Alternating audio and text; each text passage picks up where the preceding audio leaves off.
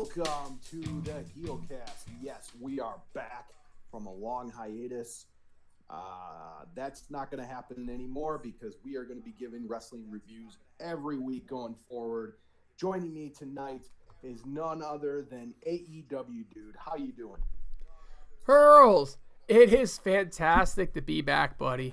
I mean, it has been a long time. It's been a long time coming. And it feels amazing to be back and to be back on the Heelcast. I'm very happy to be doing a show with you. It seems like it's been forever. We got to get to the plugs. So let's start plugging. BQ doing some great things with the Impact Lounge. He's back up and at it. He's got videos all over the place. Go check him out. Go check out Chef. Chef's doing some good things with the Heel Team 6. Check him out. He just interviewed independent wrestler Shiloh. Also check out Total Nonstop Impact Podcast. Former Heelcast member Kyle. He's still doing that thing. I don't know if they're as active as they were about a couple months ago, but they're still putting videos out there. And the Bodega Podcast, always talking about wrestling there. And I got to plug my own podcast. It's the Retro Review Crew, exclusively on YouTube. Check it out. We play games. We talk about it. Just two dudes, just playing a game, and then whatever happens, what we think about it, we talk about it. So right now we got the latest episode. We did Quest 64 from the N64. Definitely check it out. It's on YouTube. Type in Retro Review Crew, and you will find all of our video game reviews right on that page. And you have some really, really, really cool games that you review. Like, I'm an N64 nerd, and some of the games you come up with, I'm like, oh shit, I'm marking out just to even think about those games, bud. Yeah, it's something that we definitely try to do. Not always the most common games. We try to bring out some of the more obscure games and, see, maybe you'll find a hidden gem. You just never know. But, yeah, we definitely did a 2-hour review on Quest 64. It was a lot of fun. Go check it out. And we got a lot more coming. So definitely, if you like video games, definitely head on over there and listen. All right. AEW Dude, I want you to kind of give the background of what you've been up to the last few months and what your thoughts on the pro wrestling industry as a whole. Yeah, so here's the deal, man. It's the last few months have been a waiting game almost, right? And it's one of those things where I've been waiting for All Elite Wrestling and been waiting for the NWA and for wrestling to come back. Look, here's the thing. It's pretty well documented that my fandom for Impact is on hiatus, probably a permanent hiatus. And it's one of those things where I'm not leaving Impact. Impact has left me. So, Earls, here's the things you got to remember, right? I'm 45 years old, right? At least I think I'm 45 anyway. I grew up Hulk Hogan in the 80s. I mean, that's where I grew up. I'm from Baltimore. He was down at Royal Farm Arena, by the way, where the AEW pay-per-view is going to be next month, all the time, right? NWA, this is NWA territory too. I was fortunate enough to live smack dab where Crockett meets, McMahon basically. And so I grew up on that. And then in the 90s, it was all about WCW. And what happened was when WCW got bought by WWE, there was that void, right? And people like me didn't have a place to watch wrestling anymore. And that's where Impact came in, right? Impact was filling the void for the Generation Xers that grew up on wrestling and just needed an alternative because we just don't like WWE, don't like the way they handle WCW and some of the business practices. They became the alternative. The problem is, over the last year and a half, but really mostly 2019, Impact is strayed, and Impact is now going after the millennial market. And that's fine if that's the market that they want to go after, but when you look at the business and what they've tried to do with some of the social justice warrior stuff, with the intergender stuff, some of the folks on the roster, they've kind of left my generation behind. It's a business decision on their end. And I was watching or reading, listening to an interview, David Penzer interviewing Ed Nordholm. Have you listened to that one yet, Hurls? I listened to the first one they did, but there may have been a second one. It was very recent. I mean, it was like right before Bound for Glory, type of a thing. I mean, it was within the last couple of weeks. And Ed was asked directly, what do you think about the intergender stuff? And Ed said some people are going to like it, some people aren't going to like it. It's kind of indicative of what we do. Access TV is marketed to millennials. I mean, that is their marketing and their target audience. I'm more the established Generation Xer. I'm married. I got a couple little kids running around the house. I'm a soccer dad. I'm coaching on a soccer field pretty much every night of the week. Their current trajectory is not a show you necessarily want to take a small child to anymore. Okay? My daughters are now 10 and 12. It's not what they're going for. They're not trying to get people like me to take our daughters to their show. As somebody that has 2 young kids, I don't necessarily want to watch men beating up on women. It's something that I don't believe in. It's not something that I was taught at home. It's something that I disagree with vehemently. And as a fan, it doesn't look realistic to me when these women beat up on the men and then decide they're going to pick a fight in a parking lot with the man and get trounced. You got to remember, I can raise my kids to maybe a little smarter, but I can't make all their friends be that way. I like their friends. I kind of like all the kids. That's why I coach. So Impact has effectively said that's not our target audience anymore. And for those of you listening that are still big Impact fans, most likely the millennial generation, it's great for you because they're now trying to create a product which is targeted directly at you. But when you listen to some of us older fans that are looking at it and going, this isn't the family-friendly stuff that I grew up on watching Hulk Hogan wrestle. Like, I don't want to take my kids to see that. You can kind of understand why that is. Then you look at All Elite Wrestling and the NWA. In All Elite Wrestling, I mean, when you watch a show, they're looking like WCW 2.0. And WCW was something that I went to. It's marketed more towards me. Yes, they still have some social justice warrior stuff, and they're trying to appeal to everybody, but they don't overdo it the way Impact does. Impact is looking for a niche. Impact is on a very small network. Impact is looking to stand out. AEW, hold my beer, I got this. We got the marketing behind us. We got the television network behind us. Filling larger arenas. We don't have to stand out as much. National Wrestling Alliance, I mean, that's the studio show, that JCP put out, right? Georgia Championship Wrestling. That's that same show. I mean, every time they come out, I just envision Ric Flair out there. I envision, Dusty Rhodes out there. Those are the type of people that I see out there. I see Lex Luger, right? Because that's the kind of show that I grew up on those guys with. They are saying we're going to market more towards AEW's case, kind of everybody, but NWA's case, Generation X, we got you. We're your alternative. And so I'm going to slide into that category. I don't care for the things that Impact's doing. It doesn't fit my personal values. It fits other people's personal values. We can all have different personal values. That's cool. And like I said, and I tweeted this out, I wish them nothing but the best. They've given me 17 years, Earls, of great television. If you don't count this year, 16. Okay, there's no reason to suddenly hate on them because they decided that they want to market to a different generation.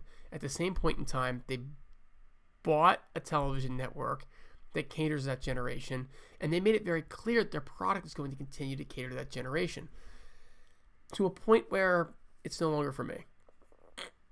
So you ask where I've been, that's kind of where I've been over the last few months. I did catch Bound for Glory just to kind of see, like, what have I been missing? And it was a good show, but not something that makes me go, you know what, this is back along in line with my values. This is back in line with what I grew up on and what I want like to take my kids to see. It's no longer a show you would put in the Impact Zone. I hear that on Asylum a lot. Would you go back to the Impact Zone? Take it back to the Impact Zone. That's not really. The Impact Zone was a family oriented, coming from the park thing. The show they've got today is a lot edgier, and some people out there are going to say, "We Impact or AEW, dude, we love the edginess. What's wrong with you?" That's why they're marketing to you. They're not marketing to me. So you should watch a show and you should enjoy the show because the show's for you.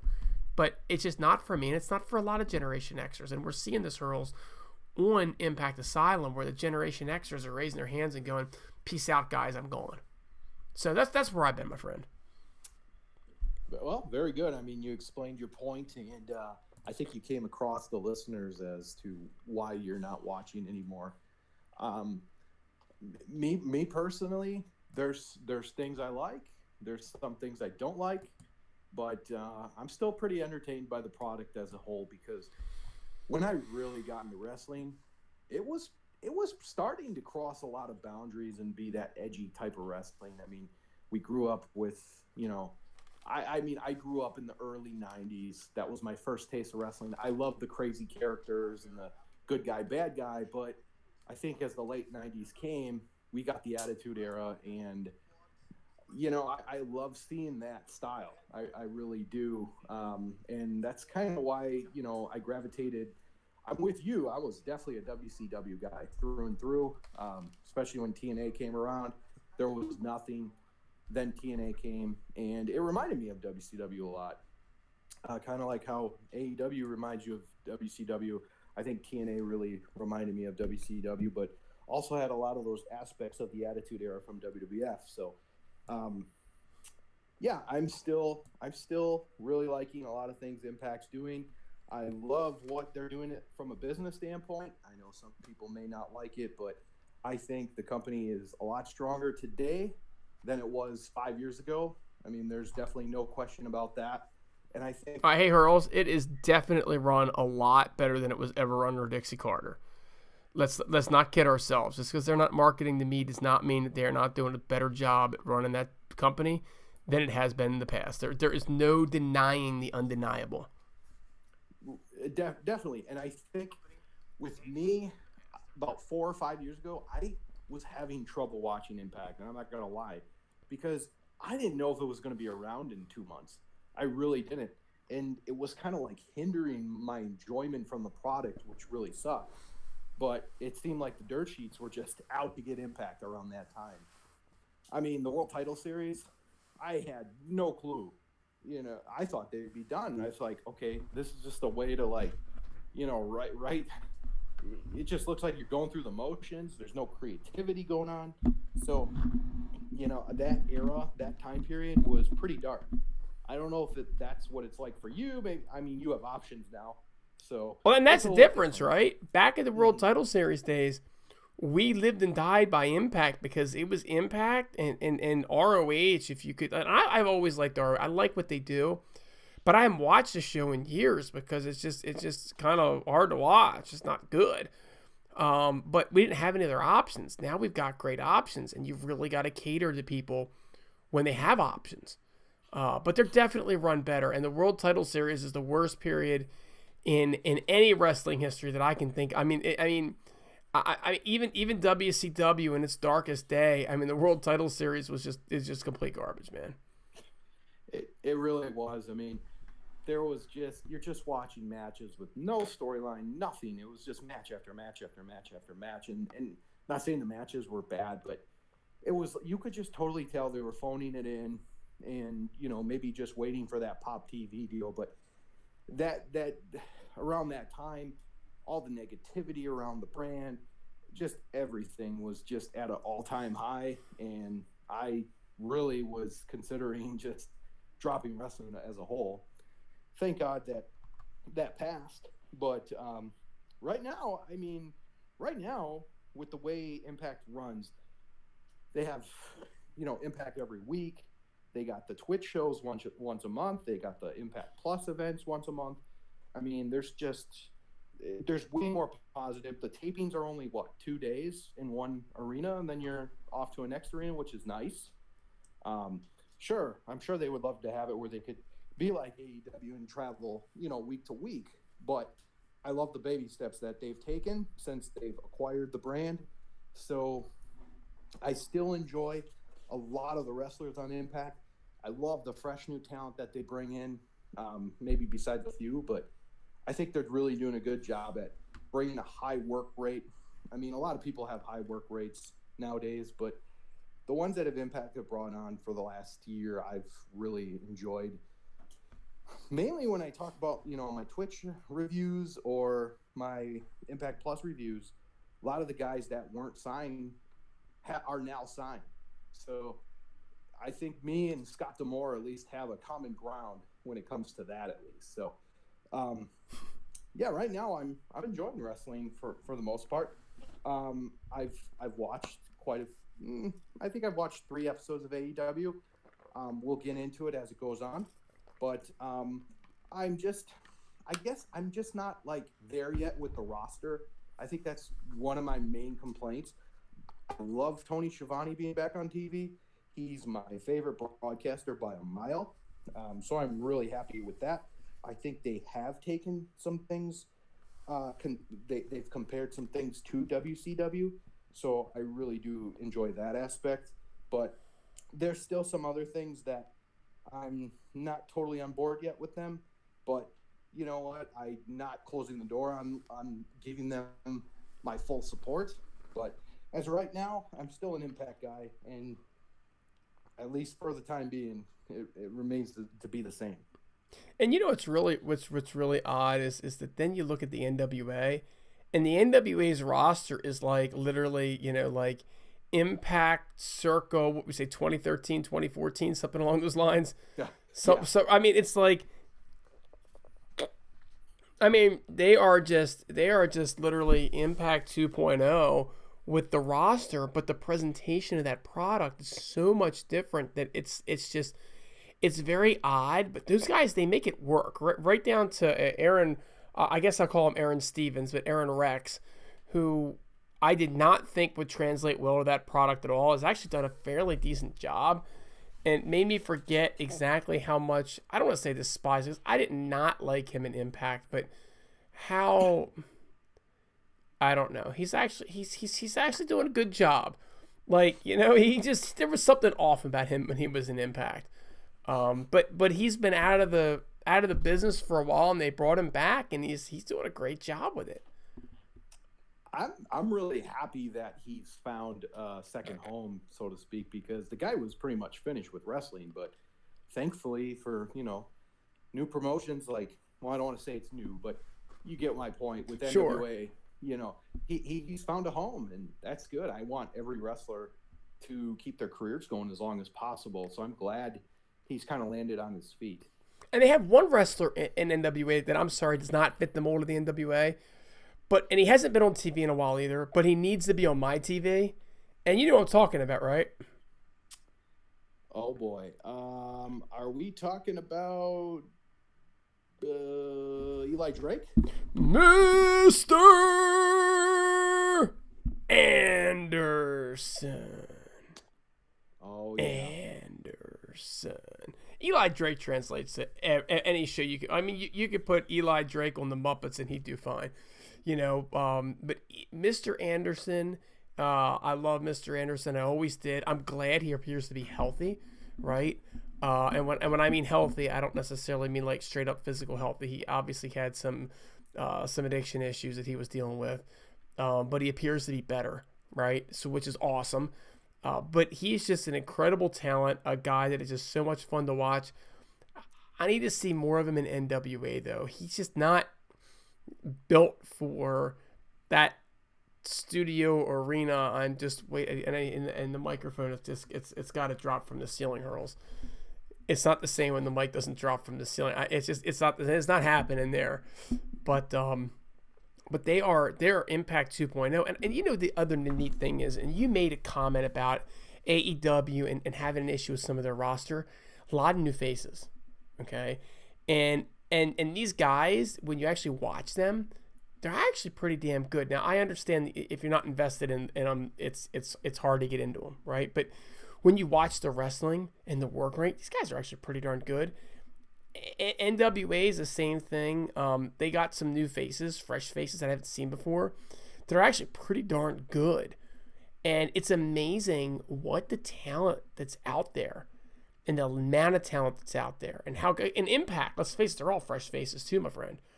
So watching how WWE tried to buy out all the indie talent, and now they got 3 federations around them that are just exploding with talent. I mean, the talent is all over the place, and it is so refreshing to see a new level of talent. And hopefully, these guys can get a platform where they can succeed and show what they can do and showcase their abilities, because the sky's the limit for professional wrestling in 2020 and beyond.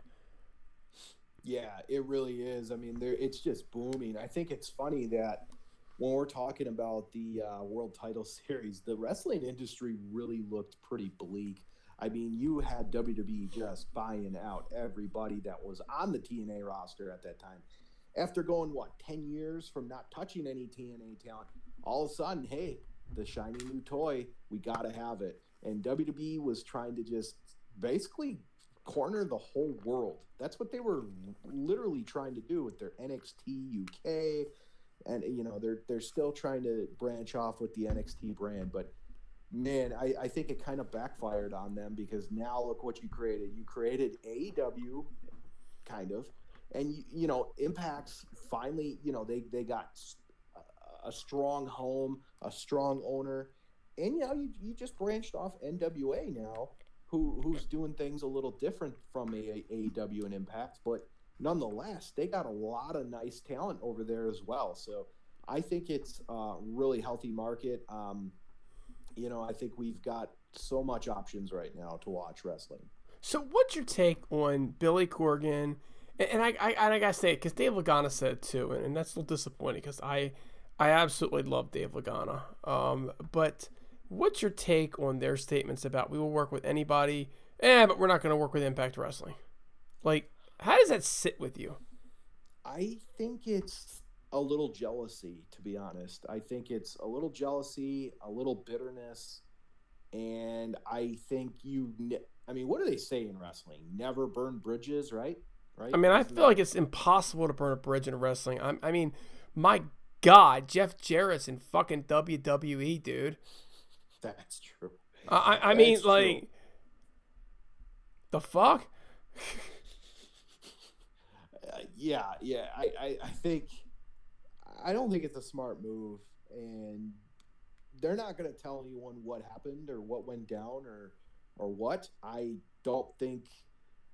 think it's just ego. I really do. I think there's a lot of ego, a lot of bitterness, and a lot of jealousy, because Billy Corgan wanted Impact. He wanted to buy it himself. And who knows what he would have turned it into. I don't know if he necessarily would have turned it into what you're seeing the NWA. Because I think that would have been a major backfire, because, there's things in NWA you can do that you're not going to do in TNA or Impact. Like, no theme music, obviously. That's one. If you did that in Impact, I think people would be revolting pretty quickly on that. But, I think the whole thing, I think it's a bad move. I really do. Especially because Impact has been pretty open to working with other promotions. Like, especially now when they do their Twitch shows, they're always working with a different promotion. I think it's Bush League. Look, I just got done saying I'm not watching Impact. I'm watching NWA, right?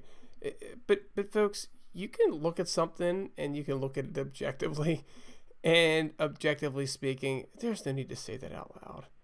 It's not doing you or anybody else any good. The way the comment's been made is, we thought we were worth a quarter and they offered us a nickel. Is what it's been made. Apparently there were some overtures by the NWA to work with Impact, and Impact was like, yeah, sure, we'll do it, but we're not going to give you much. And, that's fine. Sometimes, you go for a job interview and they make you a job offer and you're like, the fuck is wrong with you people? You don't go screaming and bitching at everybody you can see. You tell them, I don't think so. Have a nice day. And you leave. You never know when they might come back with, something that you need to take, right? And I feel like NWA is kind of in that position. I do feel like the NWA has overvalued themselves. They have a YouTube channel. That's what they have. That's it. They have a fucking YouTube channel. They're not really worth much more than a penny. They're not. Agreed. Sorry. I love the product. I love what they're doing with the product, and I want to see it succeed. But at the end of the day, Impact is the company trying to make a buck too. And, Corgan probably overvalued himself. Probably. I mean, we don't know what the offer was. Like, Corgan might have said, hey, we want $10. They might have been like, no, you pay us. We don't know. The part that bothers me the most about it is that, again, objectively speaking, there's a channel out there that's going to have, well, actually it has 3 wrestling promotions on it. And I bet you anything they're going to add AAA and make it a 4th. Right? It's Axis. They got Impact. They get New Japan. They got WOW. And I'm telling you, AAA is coming. I mean, my God, they already, broadcast the Manhattan show. Am I right or not? No, yeah, they did. They did. So if that wasn't a test to see how things could go and get the two companies to start talking and working together, I don't know what is. You tell me what better channel to promote the NWA and its unique show, then wait for it. Fucking Access TV. But nope, we'll work with anybody but them. It's just a great fit. It's an amazing fit for NWA. It's a great fit for Access because Access is going to have, it's going to become the wrestling destination at that point. Because you could legitimately have Impact. You could have New Japan, Women of Wrestling, and you could have AAA, and you could have the NWA on one channel. Now, NWA and WWE, okay, I'm sorry, WWE and AEW, you guys got big channels, but we're gonna market to all the folks that spend money on wrestling, that niche market that spends the ROH New Japan market, okay, and we're gonna bring them all over to our channel. We're gonna monetize the shit out of them. No, and we don't want to work with Impact. The fuck? Exactly. Now you got my dog riled up. Your dog gets it. Your dog fucking gets it, dude. Even Hurls' dog gets this. So I thought it was Bush League. I also thought it was a really stupid move. They could just politely, say we'll work with anybody, and then, oh well, we couldn't make anything happen with Impact. They don't have to frickin' call them out and piss them off. It's just stupid. That's what it is. It's stupid with a capital fucking S. And again, I'm watching that show and not watching Impact, so, call me a fanboy. Yeah, I just think they're kind of shooting themselves in the foot right there. I mean, there was a potential opportunity, maybe if Anthem owns Access now, which was a huge deal. Why not, buddy with them and try to get on Access? Like, it just seems like a really bad move by Dave Lagana and Billy Corgan. I think they're going to have a hard time finding a TV channel because, as we all know, it's not an easy thing. And the NWA is so new. I mean, eventually you're going to have to start getting more revenue streams. YouTube's not going to cut it. Okay, you're going to need more than YouTube. So, well, they have Facebook. Oh, okay, Facebook as well. I mean, let's cut them a little slack.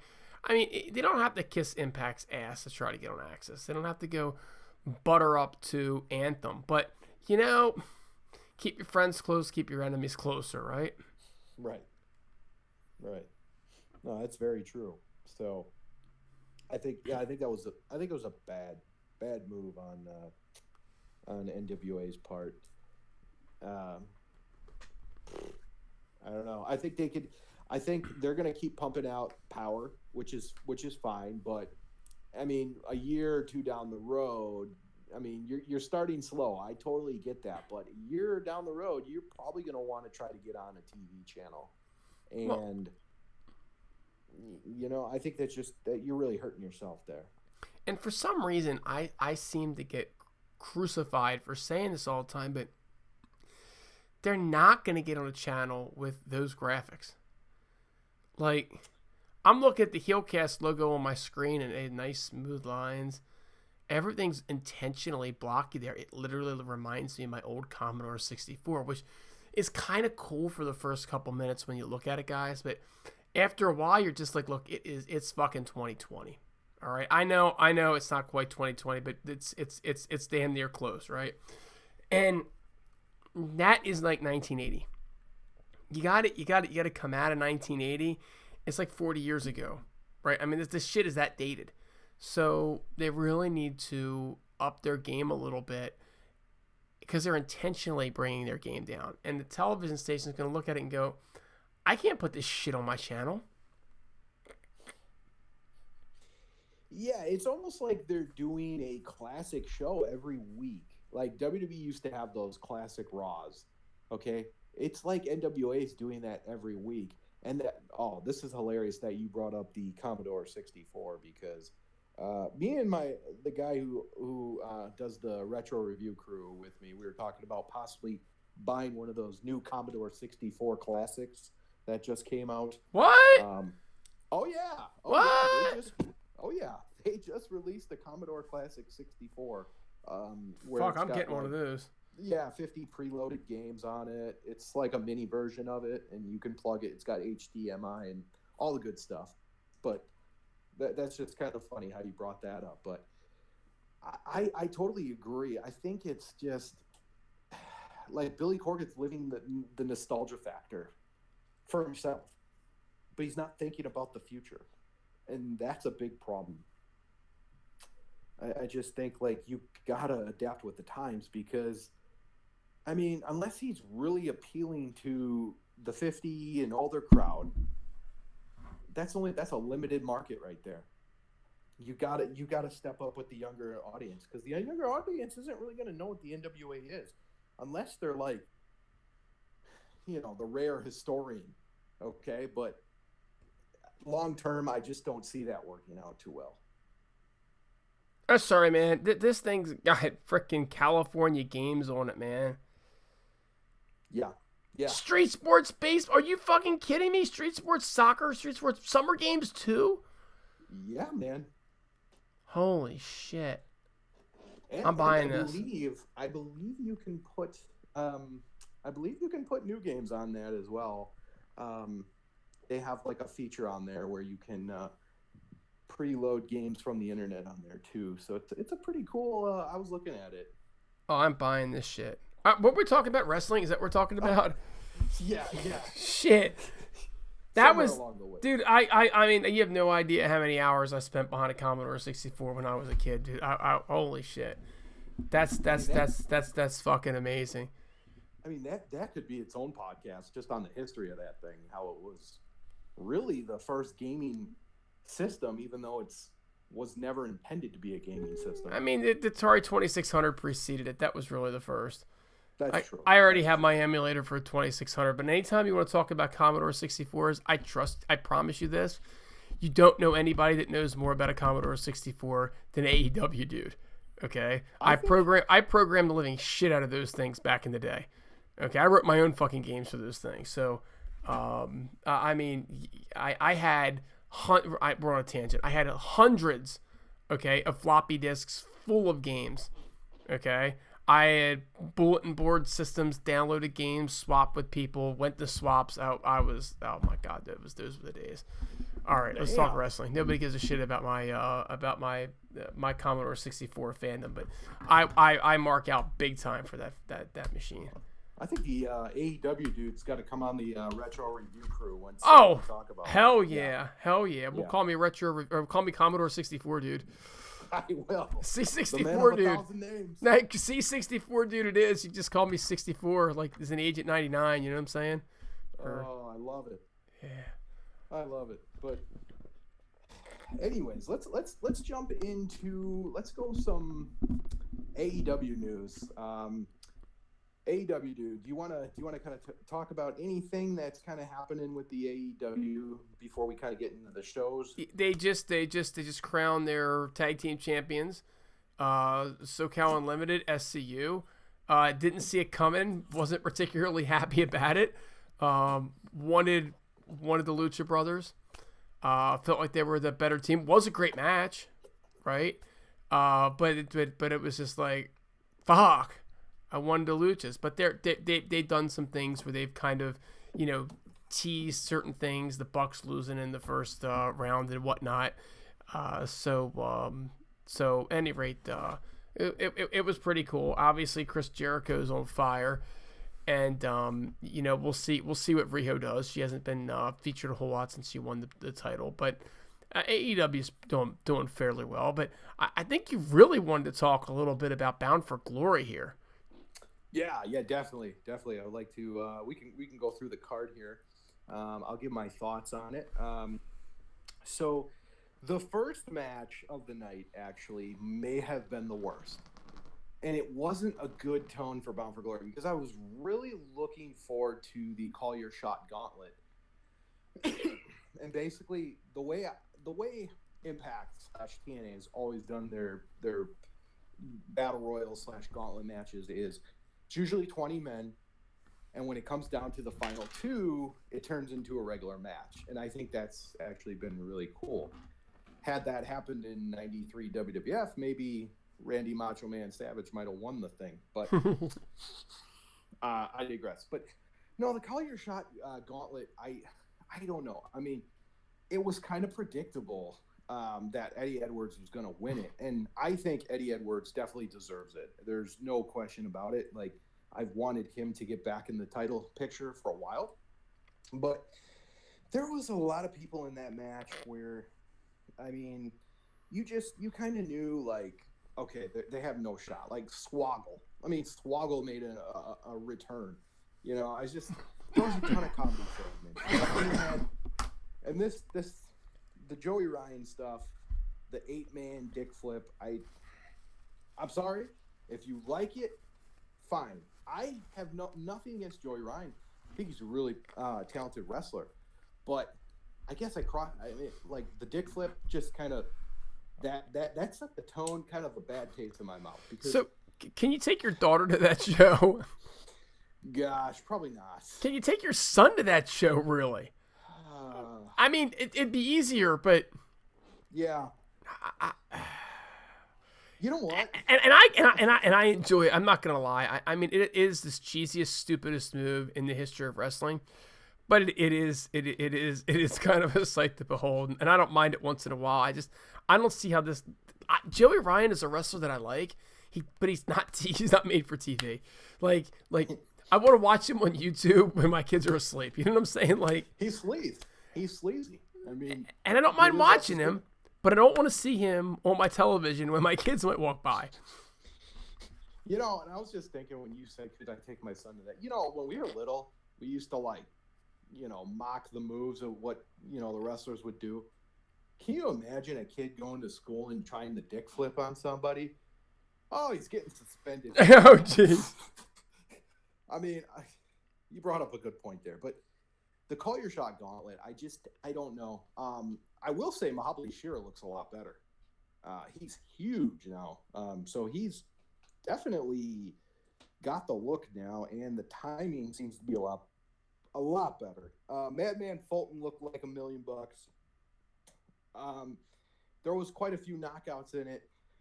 For the most part, there wasn't a lot of interaction with the male wrestlers. It seems like when the knockouts came out there, they were mainly just kind of going at each other, unless it came down to elimination. So I really didn't have a problem with that per se.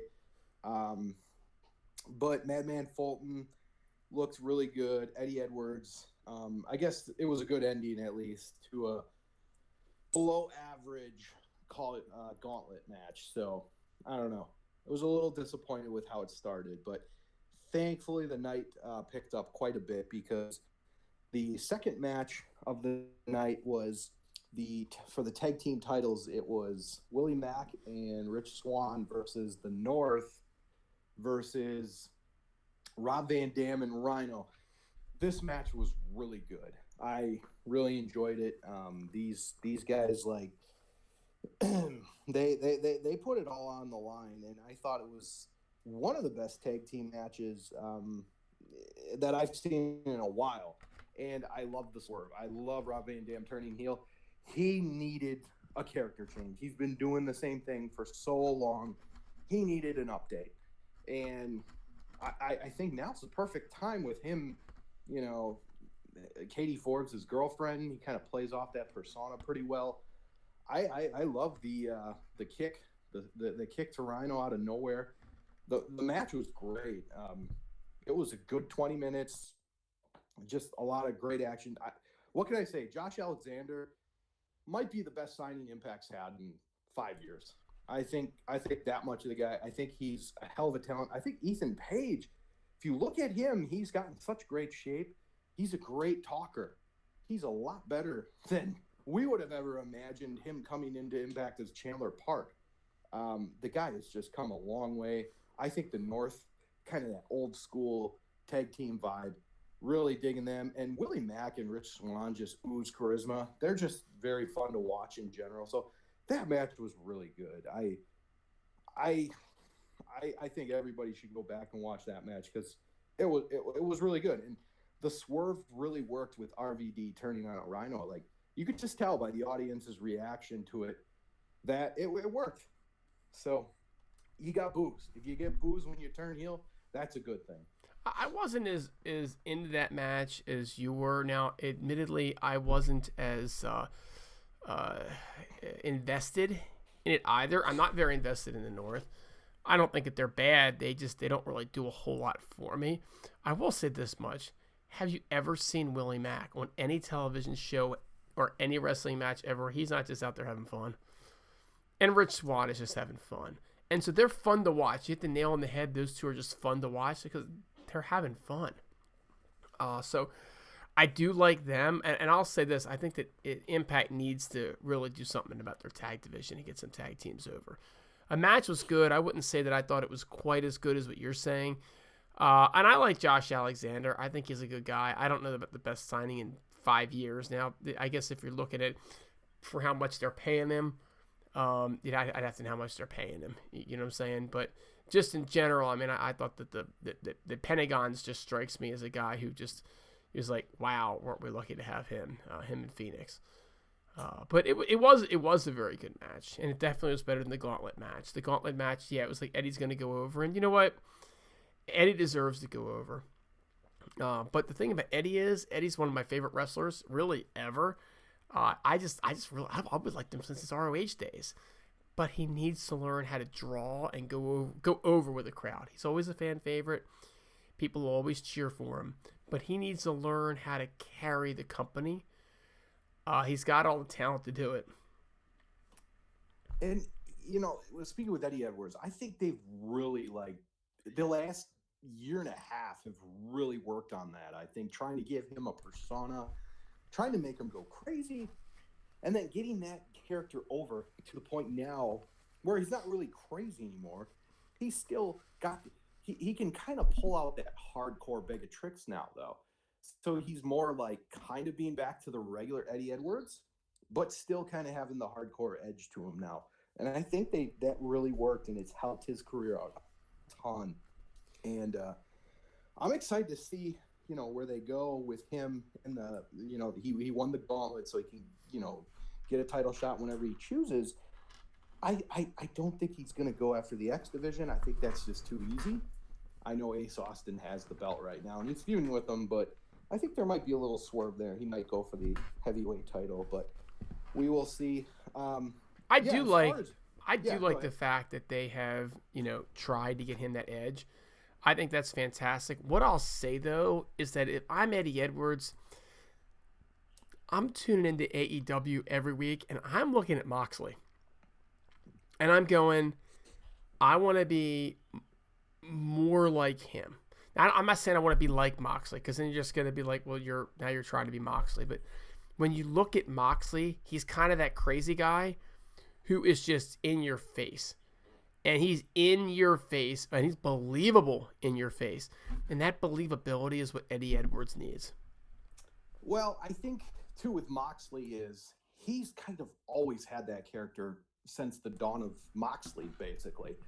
He's had that. Eddie Edwards has always had the pretty boy, I can overcome the odds type character. And I think now, Eddie Edwards is kind of getting two characters. He can still do the, pretty boy. Anything is possible. Right, exactly. You said it. And now he's kind of getting a little rougher edge to him.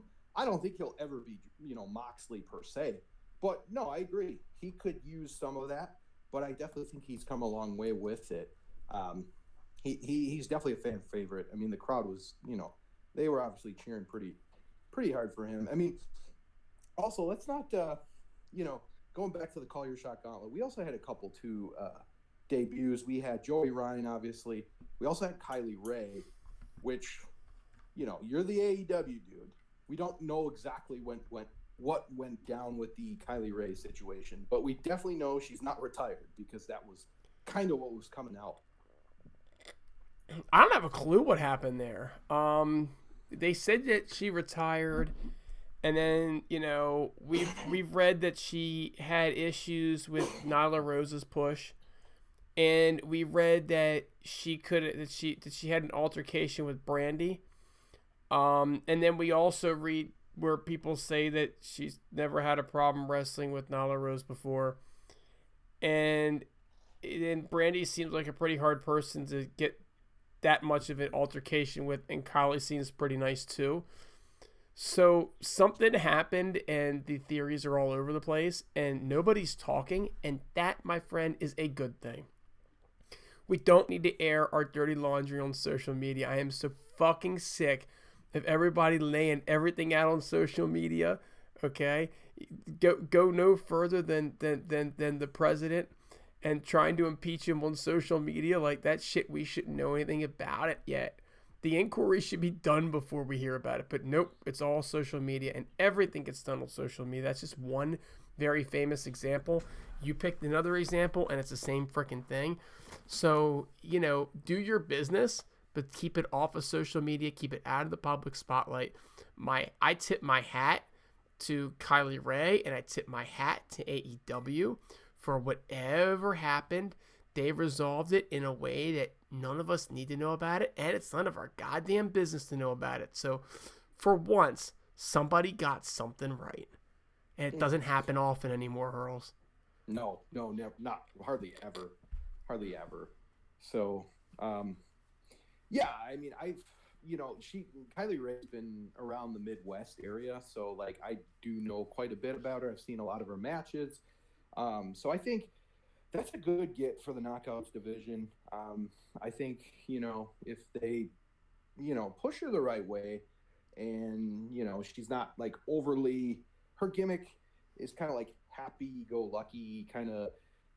We'll see. I mean, she wasn't on this past Impact, so I didn't see her there. But if they did sign her, I think that'd be a good signing, because I think she's pretty talented.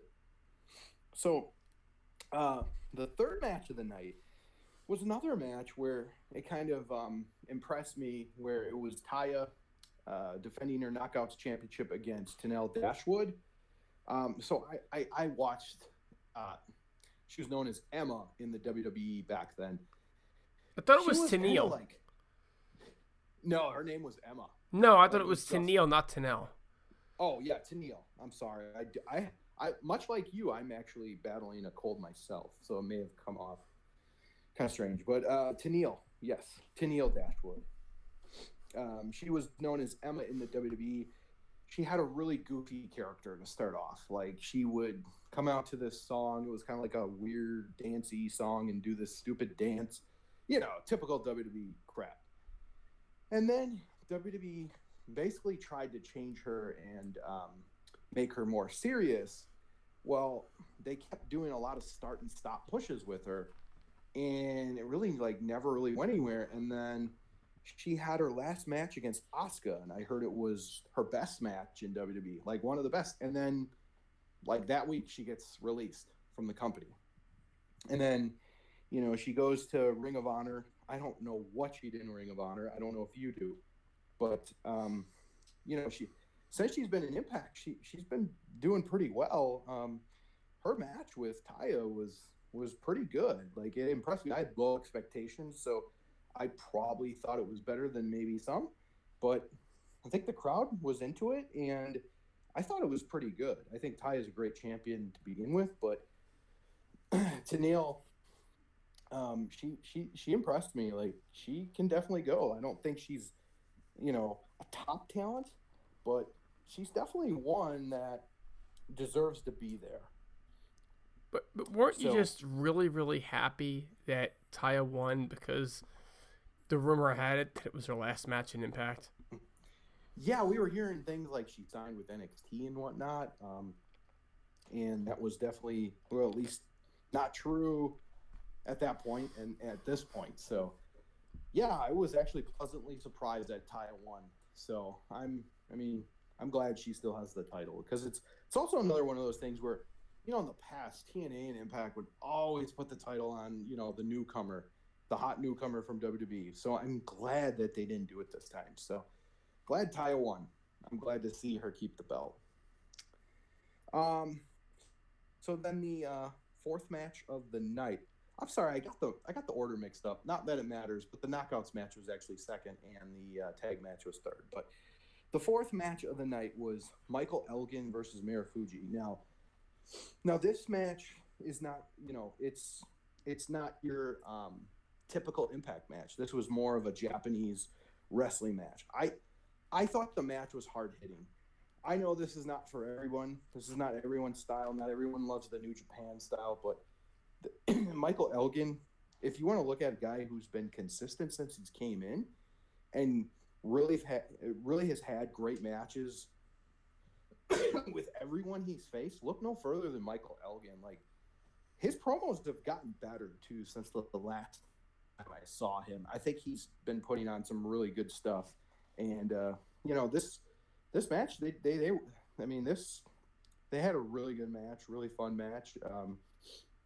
Marufuji, doesn't really have much of a character per se, but he's a really good wrestler. So I enjoyed this match for what it was. And Elgin, he ended up getting the victory. So cool story behind that, how they were supposed to wrestle. And Marufuji ended up getting injured, and I think Elgin got injured too, so the match never happened. So,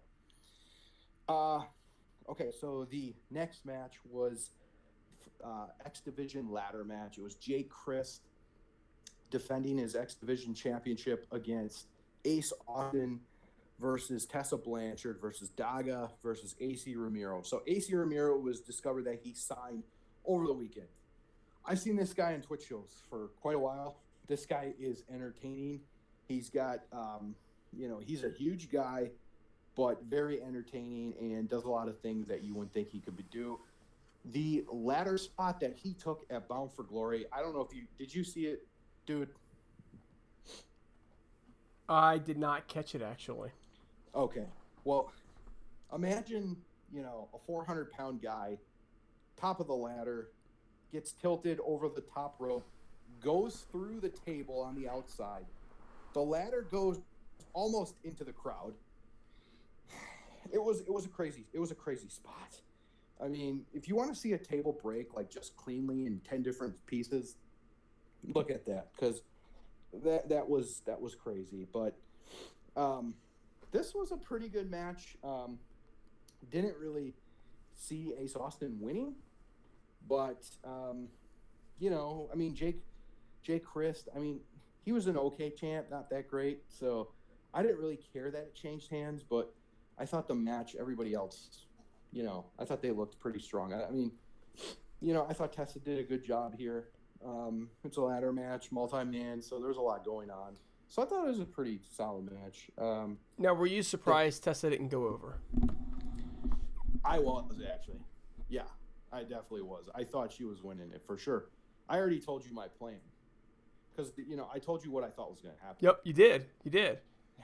We I all thought thought they were gonna go through it. that was now. It looks like didn't she challenge Sammy already? She not verbally. Not just verbally. came out. Yep, Okay. just came out after, and we'll get to Impact too, and we'll say, but yeah, she hasn't officially. It's not like an official thing yet or anything, but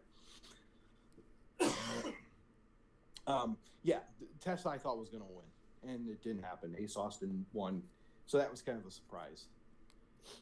And then I believe it was the 6th match of the night.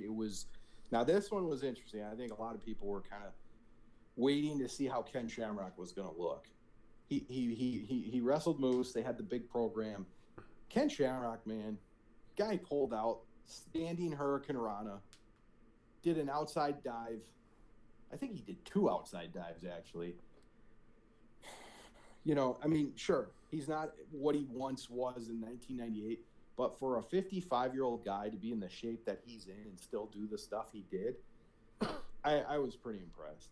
The match wasn't, like, great or anything, but I think it did what it needed to, and I think I was more impressed with just how Ken Shamrock was pulling off a lot of those moves. I think when you classify and categorize it as for a 55-year-old man, I think you make a point. I think the problem is that they didn't have to put a 55-year-old man in that spot, and they could have showcased Moose a lot better. And I think the biggest complaint that people have is, what is any of this doing for Moose wrestling a 55-year-old Ken Shamrock? I mean, really, if you're Moose, you're really just trying to get out of the ring with Shamrock alive. I mean, like, you got to be careful. You see what I'm saying? Right. I don't see where it did anything for Moose at all, and I don't see where it did anything for Shamrock, and I don't see where it helped the buy rate or the fans and attendance either. To me, and I'm not saying anything that you said was incorrect, right? I'm not saying that at all. What I'm saying is why. Like, yeah, okay, you're right, but we could have put Moose in a better spot right there, and that's kind of my beat with that whole match. And from looking at it from that standpoint, you're definitely right. I think Moose has more say into this than anybody's giving credit for. I see, okay, Moose. Why is Moose, battling these dinosaurs? To quote a guy that was on the Heelcast before, not you, by the way. But I mean, okay, he fought, Rob Van Dam. He fought Ken Shamrock. He goes on Twitter and says he wants to face Monty Brown. So that kind of shows me that maybe Moose is trying to do this to build up momentum to when he finally goes after the world title. I could be totally off with it, but in my opinion, that's kind of what they're doing. They're giving this slow build to where he's going after legends, going after some of the big names in our business, and then finally, maybe once this is all said and done, they pull the trigger on the guy. It could be wishful thinking. I'd rather see him going after Cage at this point. I'd rather see him in a bigger spot, my friend. I think he needs a bigger spot. But see, I think he is in a big spot though, because I mean, okay, when we look at like WrestleManias, we always have like, one up and comer versus a legend. A lot of times when they want to give the rub to the younger guy, they'll do that. Like, I mean, Randy Orton had the legend killer gimmick. I think I would kind of compare this a little to that, because he was kind of going off and taking out legends. I mean, this was right around the time when he was kind of coming up as a big name. I could be wrong, but I'm hoping that's what this is going to lead to Moose. So I'm hoping there's a big payoff at the end of it, because I think Moose is he's definitely a guy that I think Impact needs to pull the trigger on pretty soon. And then, of course, we had our main event, Brian Cage versus Sami Callihan for the title, and it was a no DQ match. Basically, it was pretty good match. I wasn't like totally into it as I thought I'd be, but Brian Cage retained and won the title. A lot of people were disappointed with that. I totally get why they didn't do it, and me and you are on the same page here. They were saving it for the TV debut. Absolutely. On Access. So, I mean, I get the complaints, but I think you got to get it. You had to come out with a bang, and I think they were saving it for the TV. So that's kind of where I'm at with that. Overall, I thought Bound for Glory was good. I thought the crowd made a really big difference, but I still think Slammiversary was better. The streak of Slammiversary being better than Bound for Glory, in my opinion, continued. I think there were, a lot of bright spots on the show, some low spots, but overall, it was a good pay-per-view. I was glad that, I ordered it, so I wasn't disappointed by that fact. So that was a win. So, so I guess we can kind of hop into Impact real quick. We had Marufuji versus Josh Alexander. Josh Alexander, this was another, solid match, but like we said, I mean, what does Marufuji going to bring as a, besides the wrestling people who are already watching? I don't know how much, it really adds, but it was still a really good match. Josh Alexander, he puts on a hell of a performance every time he comes out there. Dude, was there anything you wanted to comment on Bound for Glory before I really get into Impact? Nah, I saw the show. I thought it was a good wrestling show. I was not, engaged with it the way that you would like to be because, I wasn't tied to the storylines or anything. I did think that they delivered. I think if you're a fan and if you were engaged with the show, that you probably really enjoyed it. The big takeaways were just that I really didn't feel like Shamrock belonged, and I'm not saying that he did a terrible job or he embarrassed himself. Not going to compare it to Goldberg versus Undertaker. Not going there with it. I don't feel like it was necessary. And I feel like Moose is lost in the shuffle. And that's a shame because I think he's a big, talented dude that could really be utilized a heck of a lot better than he is. Are you making a pitch right now for Moose to AEW? First of all, I think that Moose deserves a good spot. I don't know that spot is an Impact for him though, because I'm not sure how AEW would wind up using it differently. I think that he would be good wherever he went, but I'm not sure that he wouldn't get lost in their shuffle too. He got lost in the Ring of Honor shuffle. He's lost in the Impact shuffle. He'd certainly get lost in the WWE shuffle. So if I'm Moose, I need to stand out and show why I need to stand out before I go somewhere else and not after. So if I'm Moose, I'm screaming in the back to give me something that I can show and put on tape to the world in Impact before I go somewhere else and get buried. So I'm not sure that's what I'm saying, to answer your question directly. Well, I think, with Moose, he was pushed so hard in Ring of Honor, and then all of a sudden it was like, okay, we forgot about it. We're just going to. But what really belts did he own? What belts did he own? Who did he really beat? I just remember him having that undefeated streak for a long time, but he never really faced anyone, though. Right, either. Exactly. So, I mean, in Impact, he had that. What was that title called? The Billy Corgan title. Grand Championship? He owned that. Please. Let's not go there. He'd be better off with no belts. Yeah, that is true. I don't think he's won anything else in Impact, though, which is a shame. I think he should have been world champ by now. I'm really hoping after the whole legend thing that they see that in him, that he's worth putting the belt on. But I mean, you're right. I mean, in terms of him really getting something and it's sticking, It's just really never happened for the guy. But anyways, Marufuji versus Josh Alexander. Marufuji ended up winning. It was a good match. Not much else really needs to be said for it. We also had a follow boss. So now this might be a segment where it kind of goes back to what you were saying with your kids.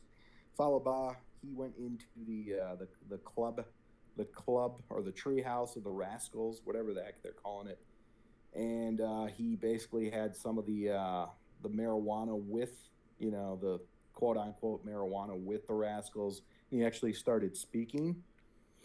So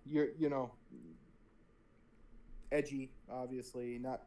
I don't know. It was what it was. Follow Ba's got a lot of charisma. He's a fan favorite. So what can you say about the guy? He's got to wrestle Michael Elgin next week. We had a six woman tag match. It was Taya Valkyrie, Kira Hogan, and Madison Rayne. They fought Rosemary, Jordan Grace, and Alexia Nicole. This match was really short. It kind of reminded me of the Knockouts matches maybe like 3-4 years ago. It's just there really wasn't much to it. Jordan Grace, Alexia Nicole, and Rosemary ended up winning. So, not much there. We had a really good promo from RVD with his girlfriend Katie Forbes, and or at least I thought it was a good promo. It was a good heel promo where he's sitting in his pool, kind of looks like the Playboy Mansion, like with the cave. The whole cave thing. I thought it was pretty good. It really didn't really give any reason why he turned on Rhino, except for the fact that he was tired of carrying Rhino for so long. They have feuded in ECW they did feud like for the whole year, for practically a whole year in ECW. So there's that history there. So maybe that's kind of what they're going for. I'm not real sure. We had Desi Hit Squad versus Willie Mack and Rich Swann tag team match. Not much. Just kind of put Willie Mack and Rich Swann over. Nothing really too great or anything. Backstage, we had a Rhino promo. Not happy about what RVD did. We had another promo with Moose at the golf course, and basically kind of shooting like a Mr. Perfect style promo where he shoots a hole in one, except he basically he just wanted to show people how amazing it is by hitting a hole in one, but he took out two guys on the golf course basically. It was pretty funny. It was just, a random comedy sketch from Moose, just playing up his character. Then we also had Ken Shamrock came out there. He said he didn't know what was next, and then Joey Ryan interrupted him. They're basically setting up for a match next week. Joey Ryan talked about his junk and how it's the world's most dangerous man versus the world's most dangerous manhood. So Ken Shamrock just basically, he just said, "Who the hell are you?" and whatnot, and he called him the Penis Man, and yeah, they're having a match next week. That's I don't know how I feel about that. Hopefully, Ken Shamrock wins. I'm hoping. This is not a match that needs to be on your TV set, dude. Period. I mean, you got to be critical when it's time to be critical. That match should never be broadcast on any television ever. Well, I'm just worried about what's going to come from it. No pun intended. No pun intended. But yeah, so that's next week. I'm worried about Shamrock's doing a dick flip. You know this, right? Oh yeah. He's doing a dick flip, and Chef is not going to let you live down. Nope. You know this, right? I do. I'm fully prepared. I'm just letting you know. Spoiler alert! Everybody that gets in the ring with Joey Ryan does dick flip. Everybody is doing a dick Everybody does dick flip. I don't see where this was any different, dude. It's happening. It's happening. I'm not looking forward to that part.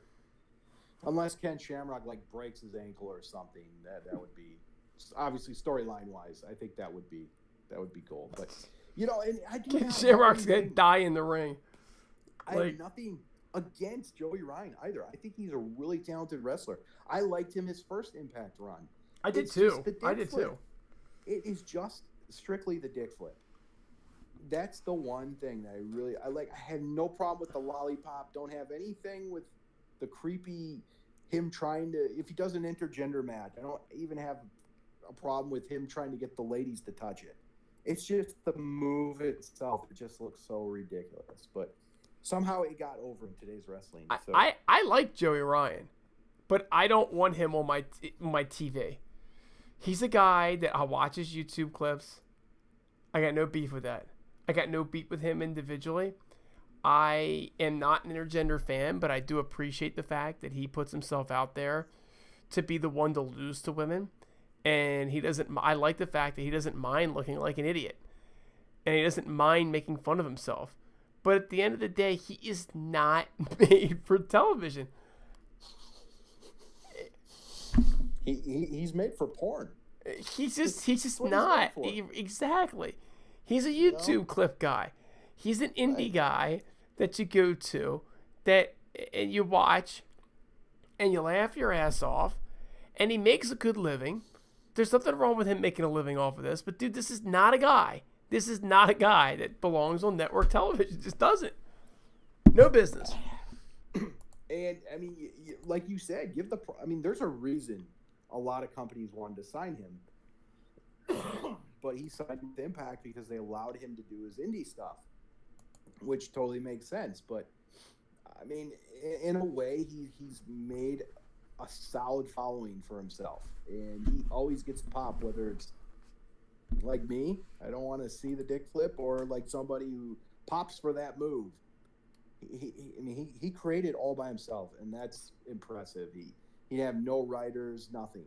He just did it by himself. So props to him for that. We also had my favorite match of the night. It was Ace Austin versus Eddie Edwards. They had a street fight. I thought this was really good. I think Ace Austin's a very talented performer. Great wrestler. He's got a really good look to him. I know you're not so high on him. Is it because of his charisma, or like what you just think he's kind of bland?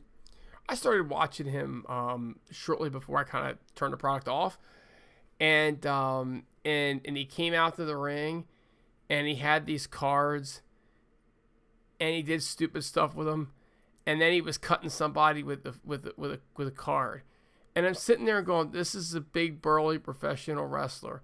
These are guys that do moves and land in tacks and cut themselves wide open, and you're gonna hurt them with a fucking playing card." And I just thought that the entire gimmick was cheesy as all hell. And that was just like, are you kidding me? Like, people get hit with baseball bats and they get up. And in this day and age, everybody kicks at everybody's finisher. But you're hurting somebody with fucking pinochle card. It just looked so indie, and it looked so lame. And there's people improve, and I'm sure he's going to improve. But to me, it was just like, okay, stop. Next. I'm moving on now. You know, he actually talked about the card on one of the Around the Rings, and he actually gets them laminated. Not saying that's a big difference, but, you know, it would add a little bit. I mean, okay, when we get paper cuts, obviously, they're kind of like a son of a bitch, and then you move on, right? I mean, dude, they blade each other. Like, Janice, okay, versus a fucking playing card. I mean, like for real, dude, there is no defending the playing card under any. It is sheer junk, the playing card. But the thing is that it's not for me. Other people will like him, and that's fine. But to me, it's like, fucking kidding me.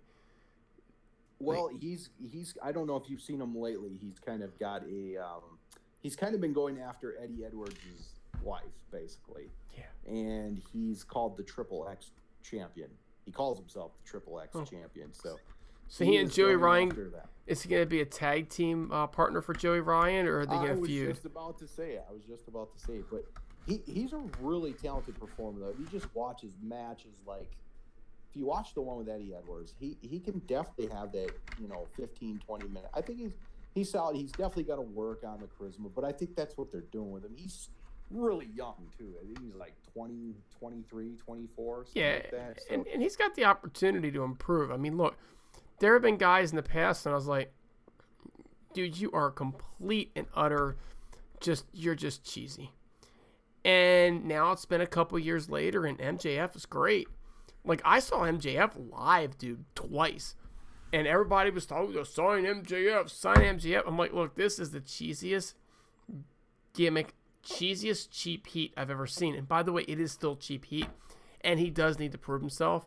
They actually look like they're turning him face a bit, which might be good for him. But he's come a long way, right, from where he was. And it might be the same thing for Ace Austin, too. But sometimes people just aren't ready yet. And it's hard for a company like Impact that can't pay the big money that WWE or AEW can to get some of these guys, when they're on the cusp. They kind of have to pull them in a little bit early, and when you pull them in a little bit early, they're not quite ready for your TV set. And in my opinion, that's Ace Austin. He is still young, lots of opportunity for him. And you see, I have the same feeling about a lot of guys in AEW as well. And I'm not really, talking about the money situation. I just think they as well have a lot of guys that probably aren't ready for the spot that's been given. I'm not going to go into the whole roster. Yeah, and I don't think we have time for that because we do kind of have to wrap things up here in a couple minutes. But right. I will say this. They have a big enough roster that people can kind of disappear a bit, okay? And so some of these guys that you're seeing being featured, if they don't go over, don't be surprised if they don't wind up getting sucked out for somebody else. You got to throw a little bit of spaghetti at the wall and see what sticks. I expect them to change some things up at some point. Oh yeah, that's the typical WCW move, right? They had 100 and how many wrestlers, and they would, on Nitro, you'd be seeing Johnny Swinger half the time, or you'd be seeing like Glacier or Ernest the Cat Miller when pre-commissioner before he got the commissioner, but. WCW would do that a lot with some of their younger guys at that time. And you need to. Go over. You need to. Yeah. But no, I think Ace Austin's got a lot of potential. I see potential in him. I think he's a really good, solid worker. And then I want to talk about the Su Yung gimmick because what were your thoughts on Su Yung just in general before this whole thing she's going through right now? See, I'm not following the thing she's going through right now, but I thought she was a poor woman's Rosemary, but I thought that she was talented. I don't know what they're doing with her. I think that they need to get her on TV a little bit more. I think it's hard to feature talent when you have Taya kind of dominating as much as she's been dominating. And Taya's been worth it. And Tessa's great too, but it is TNA, Tessa nonstop action. And I say it all the time. So I don't know what the deal is going on with Su Yung, but I think that they probably need to get her back in the mix before they lose her. Well, she had a hardcore brawl with Havoc, basically. She's been feuding with Havoc. And she was doing some things that were kind of just different from her usual Su Yung gimmick. And she was kind of talking like bizarre for a while, but now Havoc kind of basically beat her so bad that she's now kind of going through a whole gimmick change. No makeup, just a normal person in her wedding dress. I'm not real sure where it's going. She ran into the Deaners backstage, and the Deaners like, "Whoa, she's kind of hot," sort of thing. So I don't know where they're going with Su Yung, but she's going through a transformation right now, and it's like totally different than what she was doing. I'm sure at some point she'll go back into crazy, but I am anxious to see where they're going with it, and that's a good, that's what I like in wrestling, like something that'll lead me to want to watch next week. So that's something that I'm kind of intrigued by. So I will give props there. I don't know where the whole thing's going, so I don't want to judge it yet. So, Also, we had the main event, Sami Callihan versus Brian Cage in a steel cage match. It was good. It was hard hitting. It was a good cage match. Sami Callihan won the title. He did the top rope pile driver, and Sami Callihan is your new champion. But then this is the part that probably makes you tune out is the Tessa Blanchard comes out and basically just has a stare off with him. So that's how Impact ended. Congratulations to Sammy. He deserves it. Like, I don't think that Sammy's a needle mover by any stretch of the imagination. They don't have any needle movers. But here's a guy that's busted his ass and done everything management's asked him to do and a lot more. So it's kind of like I'm looking at my screen right now and I'm looking at Eric Young. There's a guy that just deserved to be the world champion. And I think that Sami Callihan is much that same mold. Well, yeah, I mean, all the stuff he's done with the promos, I think he's really like put Impact on his back. I don't think he's carried it necessarily, but he's done so much work for the company and he's done a great job. And I love what I did not like OVE when they started. I was like, this is the stupidest name for a faction ever. But then once Sammy kind of got, once they put Sammy with them, he really just, shot them up. And then I think Madman Fulton just brings another dynamic to the group. So I think they're just a really solid group now. They're complete. I think and they've gotten over, and I think Sammy definitely deserves to be champion. He's put, practically the whole roster over. So I'm really happy that Sammy's champion. I didn't really care for Cage's pretty much his whole title run. So I was glad that Sammy won. I think he'll do better things with the belt. I don't know if Tessa's going to win. I don't know. I mean, we've already kind of had this feud so much. They have good matches for intergender. They have good matches. I don't know if Tessa's going to win it. I would rather put maybe Eddie Edwards in that spot and relive the Eddie versus Sammy feud. I think there's a lot to go there. So I'm kind of hoping that's where it goes. But I thought Impact, for the first show on Access, I thought it was a pretty good show. I think there's a lot of things they could do better. I think they could definitely use some more segments. But yeah, that's what I thought of Impact. You got any other comments that you want to make? No, like I said, I wasn't watching, so it's you can't hate on that you don't watch. It's not a good thing. Sure. Do you want to comment on anything that kind of happened on AEW tonight that was kind of like that you're kind of interested, like Full Gear? You're looking forward to that? AEW is on fire. I mean, it goes without saying. The whole show is on fire from the beginning to the end. The crowd is absolutely nuts at all times. The whole Inner Circle versus Elite, the way that they built it in such a short period of time. I mean, Hurls, you got to remember, they've only had a couple weeks of TV to get this thing built up. They have done a marvelous job. Moxley and, Omega is just incredibly enticing, and how those guys have been going at it. I'm not happy that SCU won, but they built that match to be the finals match in the beginning and then didn't even let it was coming because everybody expected it to be the Bucks on one side and the LAX or the Pride and Powerfuls to go on the other side. But everything has been extremely well built up. The pay-per-view, unfortunately, I will not be able to go live. I will not be able to go down to see it, even though it's like in my hometown, just because I got other plans that night. But I will definitely order it. Probably not to be able to watch it for the next day, though. So I'm going to have to stay away from spoilers on that guy. But it's the whole show is absolutely on fire. To me, it's must-see TV, and the most must-see TV for wrestling that we've seen since WCW, circa the NWO. So they got a lot of work to be able to keep that up. It's easy to do it for a couple weeks. Now they were up against Game 7 of the World Series tonight, which, by the way, is not over yet, but it does look like the Nationals are going to pull it off. So congratulations to the... Oh, they did pull it off. It's the final now. They won 6-2. It looks like the away team won all 7 games. So being up against that is probably not going to help anybody's cause. But, I do expect the ratings to drop down and then level off at some point. Probably level off within another month or so would be my guess. But it might take that long before they level off. Regardless, the show's on fire. It's must-see TV, and I encourage everybody to watch it. because it's fresh, it's exciting, and it's new and different. And I do think that a year from now it's going to have a different roster than it does today. But so will every other wrestling promotion. So it's probably not the most, insightful comment that anybody's ever made on the Heelcast. Or maybe it is. Maybe we're that damn bad.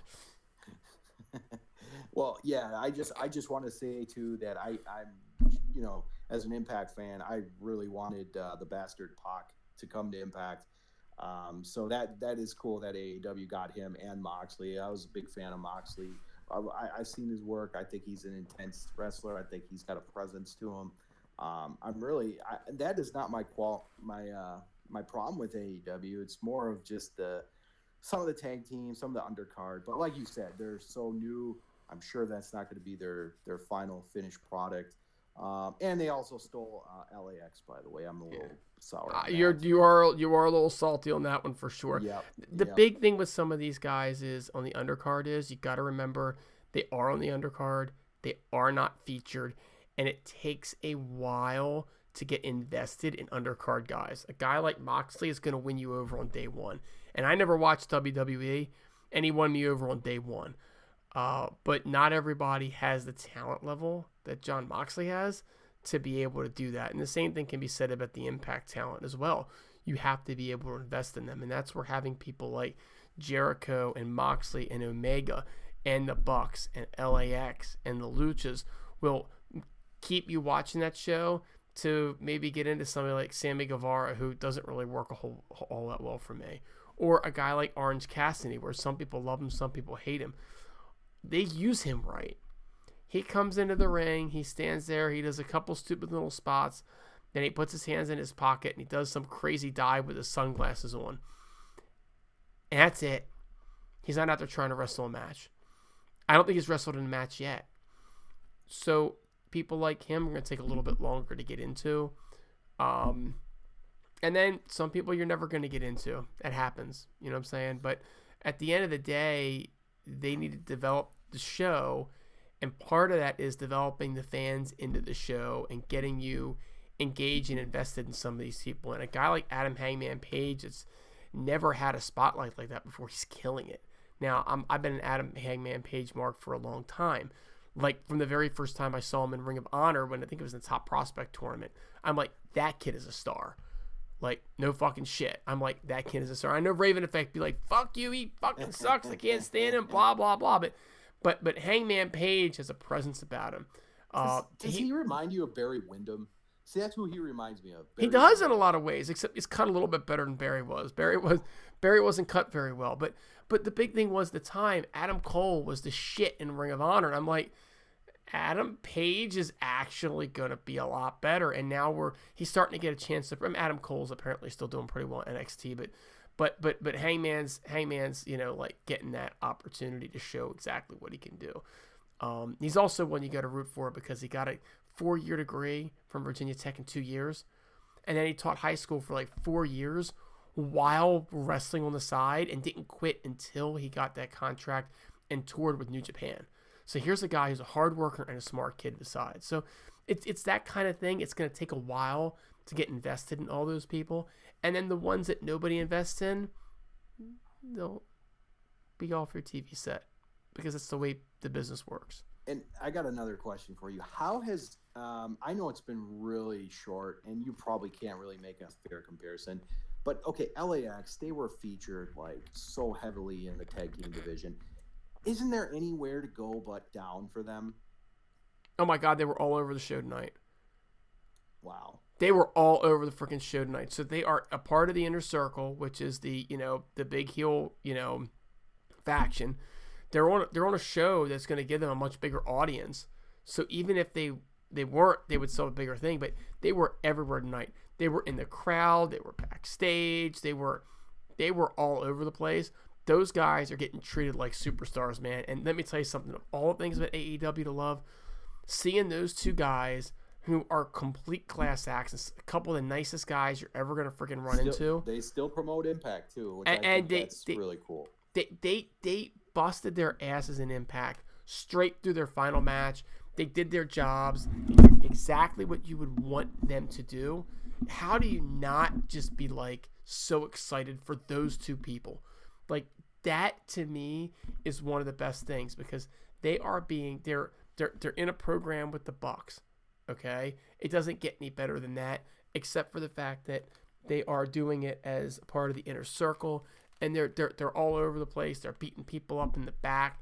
You know, they're in the Jericho segments. They're all over your TV set, and it is just so great to watch Santana and Ortiz get their due on a bigger stage. They wouldn't have gotten if they had gone to WWE, and they couldn't have gotten in Impact because it just didn't have that didn't have the ability to put them in front of a million people. So I am like so excited for those two guys that you have no idea. And Lucha Brothers, how are they doing compared to what they were in Impact? I mean, they just lost in the finals of the tag team tournament. They get featured pretty darn well. They've been on, I want to say every show, and they're over, right? Mm-hmm. In Impact, they were at the top of the card at all times. I mean, they main evented tonight, right? Yeah. There's more main event talent in AEW than there was in Impact. Impact had to cut people to make ends meet. I mean, we talked about the business side and how well they're doing the business side, but part of that was they had to cut people. They didn't have to deal with Chris Jericho. They didn't have to deal with Moxley and Pac and all these other guys that are going to need some time too. But at the same point in time, Hurls, they main evented tonight. They've been on like every freaking show. You know, they maybe not since the show has started, but they've had matches against. Actually, they might have had a match against the Lucha Brothers over last month. I'm sorry, against the Bucks over last month. So they have been on that show and they have delivered. So no, they've done very well for themselves. Part of my issue is Pentagon was a world champion in Impact, and I really liked him as a singles competitor, and I also really like to see Ray Phoenix, not Ray Fenix. Fucking Excalibur kept calling Ray Fenix all goddamn night. I was like, fuck you, asshole. Learn the goddamn guy's name. Who, in my opinion, might be the greatest wrestler in the world today. That guy is Rey Mysterio, but better. He is better than fucking Rey Mysterio in his prime. I said that like a few months ago, and I was like, well, maybe not a few. I said that when he was in Impact. I think the guy is just super talented. He's. I mean, he is the best wrestler. I mean, he does shit that nobody else does and can do. He's amazing. Pentagon should be a world champion. But Impact started using him as a tag team too.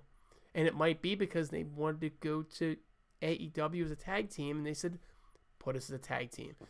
I don't know, but I would like to see Pentagon and Pentagon was a world champion for like a day. I mean, he didn't carry the strap for very long in Impact, but I would like to see him at that level. And to be fair, he really wasn't at that level at Impact, but for a very, very, very short blip of time, too short a blip of time, and he should have been at the top a lot longer than he was. But yeah, I mean, they main evented tonight. They'll be main eventing again. I think that they're very well used and they're very well featured. LAX is all over the place. Well, so it's not disappointing for the Luchas. One of my favorite matches ever is Pentagon Jr. versus Sami Callihan from anniversary 2 years ago. Oh, don't even get me started on that match. That hair versus mask match was unreal match. That's when I became a huge fan of Pentagon after that. Everything that he did in Impact and everything he's done in AEW has been phenomenal. And I'm not gonna bullshit you here. The guy has got charisma and he's over from day one. Cero Romero, every fucking body in the arena knows it, and they're all screaming it. Don't know whether it's because of Impact. Don't know whether it's because of Lucha Underground. Don't know if it's because of AAA. Do know it's because of Pentagon Jr. And he is over, and he's always going to be over. Well, that's a great way to end the show. I want for everyone who's listening in the comments, tell us what you're watching wrestling wise. Tell us what you like, what you don't like. And also to end it, speaking of Lucha Underground, rest in peace, because the creator basically just signed with MLW. So yeah. I think if that's a sign that Lucha Underground is no more. So it's too bad. But anyways, for Hurls, for Dude, this has been a great Heelcast. We will see you next week. Peace out, everybody.